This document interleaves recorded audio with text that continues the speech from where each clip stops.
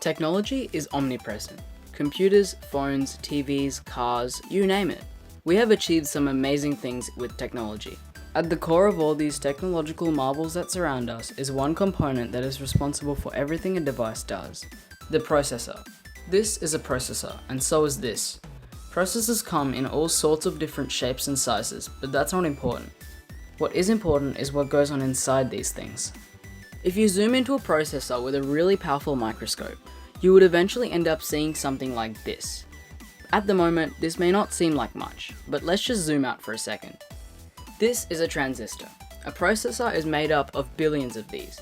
A transistor is a switch, but instead of a traditional switch that we're all used to, this is an electronic switch.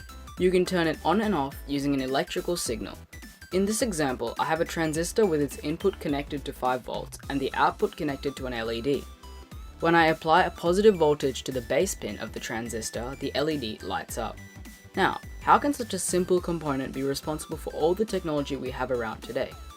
First of all, let's take a look at how processors handle information.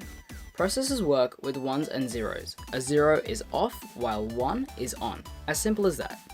Now let's have a look at how computers do things.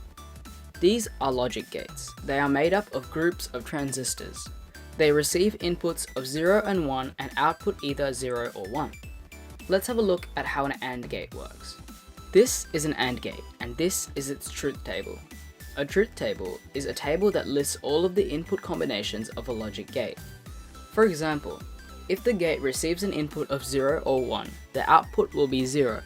But if the two inputs were both 1, then the output will be 1. These logic gates combine in different ways to form logic circuits. These are circuits that perform some of the most basic tasks that a processor has to handle. This is a half adder, one of the most basic logic circuits. It takes two binary values and adds them together. Here is a quick example. If we input 1 on any of the two inputs, it outputs binary 1 on the output, which is equal to 1 in decimal. If we input 1 on both inputs, the half adder outputs 10 in binary, which is equal to 2 in decimal. At the moment, this seems pretty useless. But by combining this logic circuit together with others, you can start adding much larger numbers together. The key to how processors work is abstraction, with very simple parts coming together to make up more complex systems. This abstraction process continues until you are left looking at a fully fledged processor, which powers your favorite devices.